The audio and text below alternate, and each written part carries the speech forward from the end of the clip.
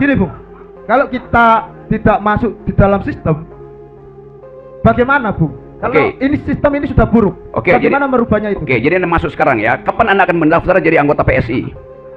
Tidak mungkin Bung, dan tidak mau. Tidak mau. Kapan Anda akan mendaftar jadi anggota Gerindra? Saya tidak mau. Kapan Anda akan mendaftar jadi anggota Golkar? Saya tidak mau di anggota. Kapan Anda akan mendaftar jadi anggota Gelora? Tidak mau mendaftar politik karena di dalam politik itu ada kepentingan. Lalu kenapa Anda bilang tadi?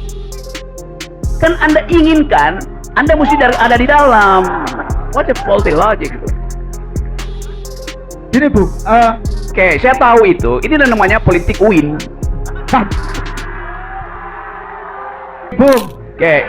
Gak terima saya dibandingkan. Ya benar. Dulu perempuan kalau dia bicara nggak ada yang mau denger. Perempuan dulu adalah the unspeakable, nggak mampu bicara karena dianggap perempuan nggak penting. Sekarang dia unstoppable. Anda yang unspeakable. Hanya dengan masuk ke dalam barang yang busuk, Anda bisa menumbuhkan harapan. Bandingkan dengan proposisi. Biarkan barang itu busuk, kamu tunggu di luar. Yang mana Anda pilih? Ini soal cara Anda berpikir tuh. Dan lama-lama saya kenal bahwa UIN itu cara berpikirnya sama semua rupanya. Oke, itu tadi proposal untuk menolak negara.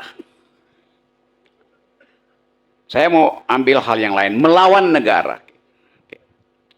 Jadi menolak negara artinya mengabaikan seluruh fungsi negara yang ingin membujuk kita untuk tetap dalam keadaan miskin, bodoh. Kalau yang diterangkan tadi oleh Pak Diki itu kita lakukan, ekonomi bisa numbuh 5, 6, 7% di sini tuh. Lalu negara klaim, Tulung Agung tumbuh 5, 6, 7%. Nggak ada hak negara buat klaim. Karena nggak ada APBD masuk di sini, nggak ada APBN masuk di sini kan. Karena nggak ada APBN masuk di koperasi. Jadi ekonomi itu bisa tumbuh tanpa ada intervensi negara sebetulnya. Kalau ada kemandirian, itu yang disebut koperasi. Kalau satu saat misalnya Pak Prabowo bilang, saya sudah menumbuhkan ekonomi 6-7%. Oke, kita lihat di mana sumbangan negara terhadap pertumbuhan itu. Anda belanja antara tetangga, ekonomi tumbuh kok. Jadi kita memang nggak perlu negara. Kalau negara ada dan memiskinkan kita, nah itu kita melawan negara. Sekarang saya masuk pada soal melawan negara ya. Tadi proposal Pak Diki adalah menolak negara. Tidak diperlukan negara. Sekarang kalau ada negara dan membuat kita miskin, maka kita mesti lakukan melawan negara. Bukan menolak, melawan negara itu. Untuk melawan, ada hal yang mesti dibedakan secara tajam. Dia melakukan kesalahan, pemerintah kesalahan, kita tidak tuh. Coba saya ulangi tadi, mana tadi mahasiswa tadi, coba kasih dia mic tuh. Saya mau diskusi sama dia tuh. Yang mana? Yang UIN, yang tadi pakai dalil bahwa ya itu nggak ada politik yang apa namanya musuh abadi, yang ada adalah kepentingan abadi. Coba saya mau ngobrol sebentar tuh ya, oke.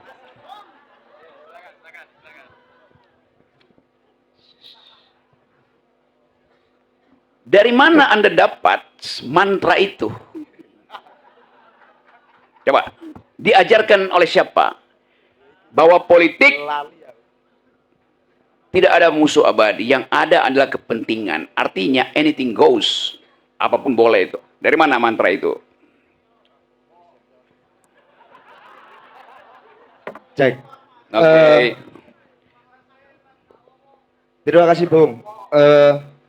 Saya pernah membaca artikel siapa? Saya lupa Bung.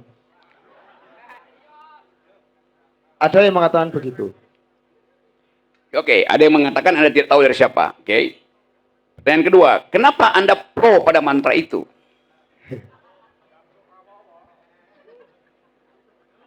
Saya bukan pro, Bro. Kenapa? Saya bukan pro. Berarti Anda anti itu? Iya. Oke. Karena apa? Tunggu, nggak perlu Anda tenangkan. Kenapa Anda tidak pro? Karena Anda anti prinsip itu. Jadi mulai sekarang batalkan prinsip itu. Siap. Lalu kenapa Anda promosikan tadi?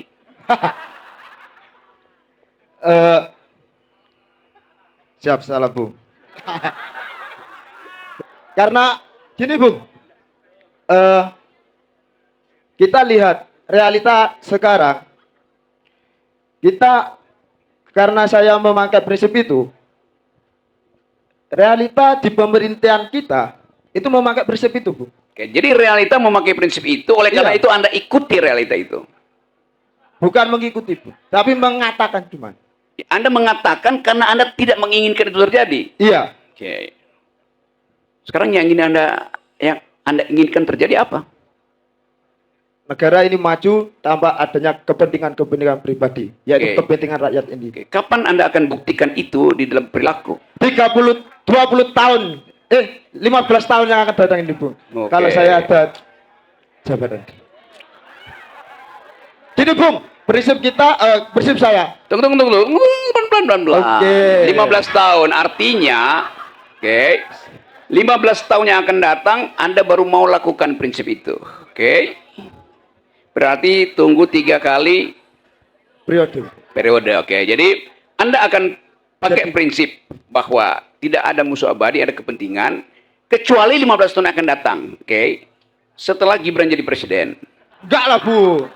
Loh, kan Anda bilang, lalu apa yang Anda analisis? Anda tidak ingin membatalkan 15 tahun itu kan?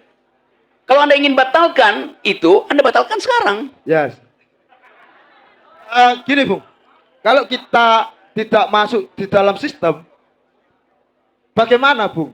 Kalau ini sistem ini sudah buruk, bagaimana merubahnya itu? Oke, jadi Anda masuk sekarang ya. Kapan Anda akan mendaftar jadi anggota PSI? Tidak mungkin, Bung. Dan tidak mau. Tidak mau. Kapan Anda akan mendaftar jadi anggota Gerindra? Saya tidak mau di. Kapan Anda akan mendaftar jadi anggota Golkar? Saya tidak mau di anggota. Kapan Anda akan mendaftar jadi anggota Gelora?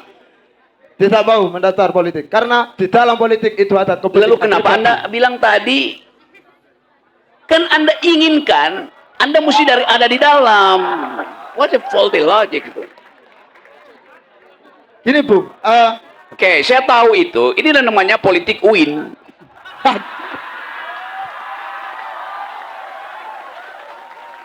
Bandingkan dengan perempuan tadi yang dari siapa?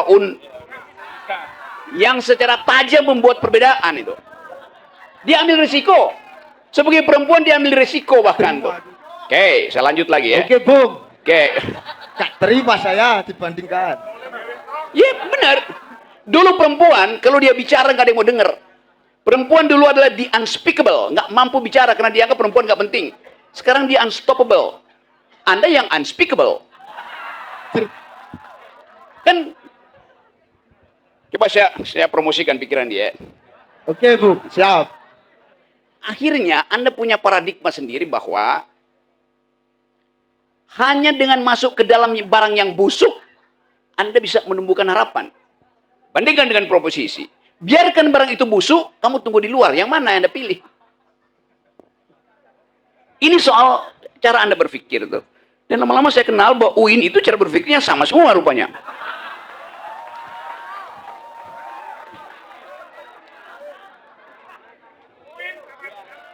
Kita nggak tahu tuh, Anda dari OKP mana itu, dan kenapa semua orang cara berpikirnya, saya ketemu di mana-mana itu cara berpikir mahasiswa yang datang dari kebiasaan bahwa oke, kita tunggu aja, mending kita akomodasionis, kira-kira begitu jalannya tuh. Jadi itu bukan sikap ilmu pengetahuan, bukan sikap akademis. Anda mahasiswa, ada tesis, Anda bikin antitesis. Bukan Anda menyelundup bersama tesis yang pasti akan membusuk. Lain kalau Anda politisi, Anda pakai prinsip itu, anything goes itu. Jadi bayangkan, di dalam upaya kita untuk menghasilkan perubahan itu, kegugupan untuk mengatakan tidak, bahkan ada pada mahasiswa. Maka saya bisa bayangkan kalau Anda nulis skripsi Anda itu tidak ada tesisnya. Ada, Bu. Saya belum skripsi. Iya. Jadi ini bukan soal saya dengan Anda, tetapi cara berpikir itu. Ragu-ragu membuat tesis, nggak mungkin Anda lulus S2, nggak mungkin Anda nulis disertasi. Kalau Anda ragu-ragu membuat tesis, kalau Anda lulus itu berarti Anda pakai prinsip bahwa dosen itu menginginkan pikiran saya seperti dia, bukan pikiran Anda yang Anda tandingkan dengan dosen pembimbingmu. Sama, cara berpikir akomodasionis itu juga akan terjadi kalau Anda pacaran misalnya juga begitu. Jadinya nggak ada sikap di situ tuh. Jadi jangan pernah mau jadi pacar dia ya. Nah gitu, Bung. Nggak, ini saya terangkan ini karena saya anggap ini forum akademis, hal biasa saya ucapkan di depan mas segala macam itu. Jadi saya kasih kritik itu untuk menunjukkan bahwa di dalam logika kita tahu kemana arah pikiran kita, tapi kita kunci untuk tidak bergerak karena kita takut pada konsekuensi. Konyolnya begitu. Tentu ini adalah bagian dari ekosistem pendidikan kita tuh. Ekosistem UIN misalnya yang tiba-tiba jadi siksak jauh banget dari kiri ke kanan ke kiri, ngikuti misalnya tuh kemarin saya baca di koran kata ketua NU, kami akan bersama-sama dengan Prabowo. Kita mau tanya, apakah itu sikap NU atau sikap seorang ketua NU yang punya semacam afiliasi kultural atau afiliasi non kultural dengan keadaan. Boleh aja NU bilang begitu, boleh aja Menteri Agama bilang begitu, tetapi saya mau tuntut Anda sebagai makhluk akademis yang harus tajam dalam membuat hipotesis, tajam dalam mengajukan tesis, tajam dalam membentuk dalil, tajam dalam reasoning, kan itu dasarnya. Jadi sekali lagi teman-teman, ada aura baru di negeri ini untuk mengatakan tidak, tapi dengan cara yang tidak. Itu. Sama seperti Anda tanya pada Gibran, semua pertanyaan pada Gibran, akan dia bilang, ya itu kan keinginan masyarakat, hanya pada masyarakat. Padahal pertanyaannya pada dia. Sama halnya kalau Anda tanya pada Jokowi, sama pola itu. Nah, saya takut bahwa Jokowisme itu juga sedang merajai di UIN. Tepuk tangan untuk Bung Rocky Gerung. Sampai saya mau menanggapi, Bung. Oh ya. Bangga. Mari. Ya. Oke, terima kasih. Jadi untuk pola pemikiran UIN yang sama, jujur saya sendiri merasa sakit hati karena saya tidak seperti itu. Saya coba teman-teman. Nah, oke. 2 tab yang berbeda, Bung. Mohon izin. Jadi teman yang di samping saya tadi terkait pernyataan yang tentang politik itu kepentingan, politik itu tidak lawan, tidak ada kawan. Kemudian dari hal yang saya sampaikan terkait politik, saya tidak pesimis dengan politik yang terjadi. Karena tidak pesimis, kemudian saya menawarkan gagasan baru yang masih berada di wilayah kajian, wilayah perumusan, yaitu politik mubadalah. Di mana memang kesalingan ini, menurut kami, saya dan teman-teman, ini mampu untuk mengkatrol kembali kepentingan bersama. Saling berusaha dan berupaya untuk mencapai yang namanya masa depan yang lebih cerah. Jadi seperti itu, Bung. Jadi mohon maaf, saya sangat tidak sepakat dengan adanya pernyataan Anda bahwasanya mahasiswa UIN itu pola pikirnya gitu-gitu saja. Terima kasih. Saya tidak mengatakan itu, saya menuduh. Itu poinnya di situ kan? Iya. Dan Kenapa saya menuduh? Karena saya punya algoritma di situ. Maka konsekuensi dari algoritma itu saya tuduh aja buat dalil-dalil UIN itu akhirnya pragmatis. Kan dasarnya itu tuh. Boleh dibantah, ya Anda mesti ajukan bukan data baru tapi konsekuensi baru dari kepentingan UIN di dalam politik hari ini. Di dalam politik hari ini mungkin kemarin juga beda atau segala macam tuh. Kalau saya bikin semacam perumpamaan atau bukan perumpamaan, semacam reasoning aja tuh bahwa ada akidah. Akidah itu tumbuh dalam ibadah. Ibadah itu harus menghasilkan konsekuensi. Akidah bilang keadilan, kebenaran.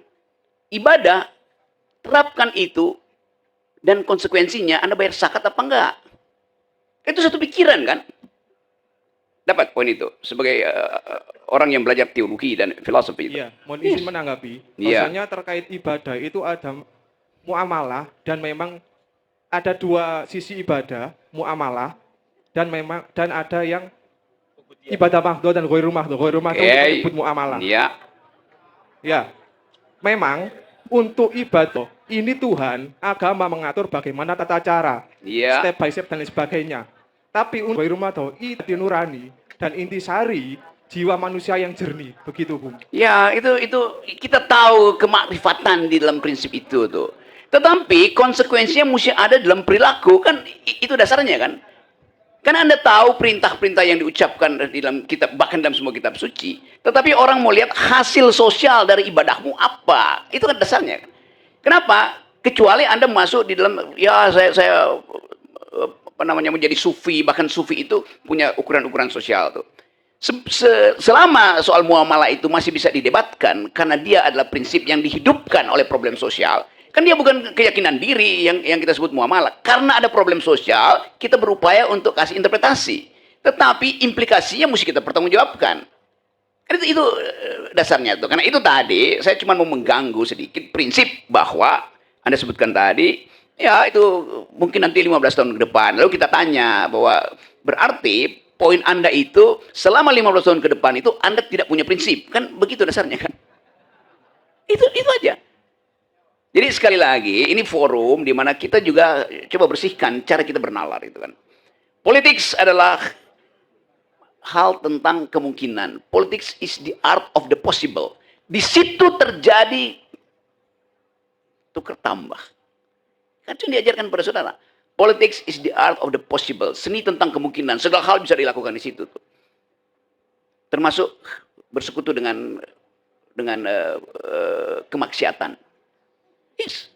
Coba kita ubah misalnya. Politics is not the art of the possible. Politics is the art of attacking the impossible. Lebih kuat mana dalilnya di situ? Nah, itu soalnya. Assalamualaikum warahmatullahi wabarakatuh.